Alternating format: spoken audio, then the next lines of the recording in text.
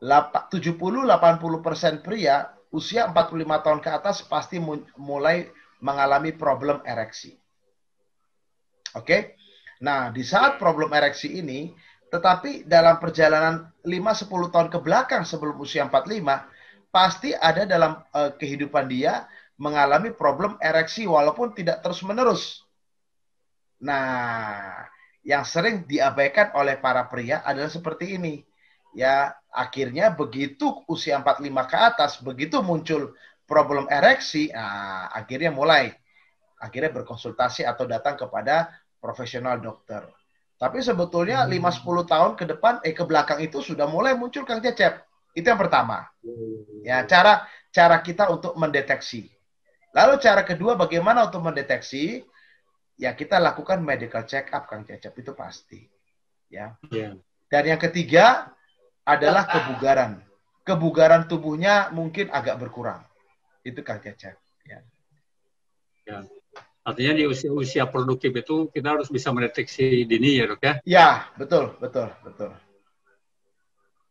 Kalau dari segi gaya hidup dok, lanjut Kang Cecep. Pola makan atau olahraga itu kan berkaitan juga dengan stroke dok. Apakah ada gunanya nggak kalau misalnya dalam pola makan kita pilih-pilih gitu dok, selektif lah, termasuk juga olahraga misalnya? Ya. Kalau pola makan, artinya Kang Cecep, itu yang saya katakan tadi, lebih cenderung saya kepada gaya hidup. Ya, apakah gaya hidupnya merokok, ya kan?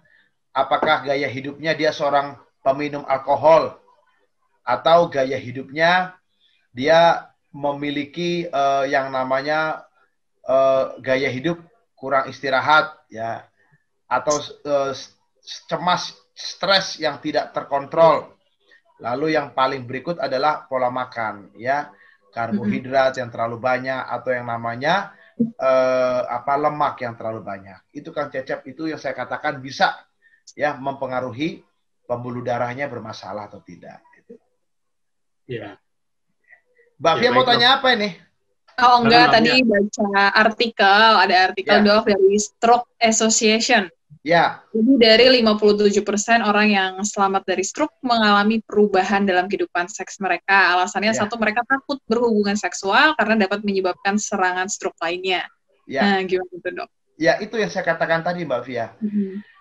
Ternyata, itu kan tadi data ya, 57% yang selamat, survive, bertahan.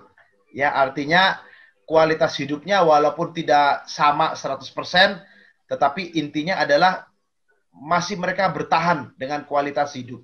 Ternyata mereka masih ingin untuk yang namanya memiliki kehidupan seksual. Ya. Nah, tetapi seringkali tidak dikelola oleh dokter yang merawat dengan baik gitu loh. Artinya begini loh. Problem seksual adalah problem degeneratif atau kemunduran. Problem stroke adalah problem degeneratif atau kemunduran. Sehingga problem seksual juga harus dikelola dengan baik. Sehingga yang namanya problem seksual itu sebetulnya harus diperbaiki dengan pengawasan dokter. Bukan berarti kalau si penderita sudah mengalami pemulihan lalu ingin dan tidak, kalaupun diperbaiki akan menyebabkan pemicu terjadi stroke berulang. Justru statement saya tadi, ya, pengobatan untuk gangguan seksual, pengobatan kesehatan pembuluh darah pada problem seksual pada pasien atau pada penderita stroke, pasca stroke, justru akan yang namanya mencegah terjadinya kejadian stroke berulang. Ya, demikian. Terima kasih sudah nonton. Jangan lupa like, subscribe, dan share ya.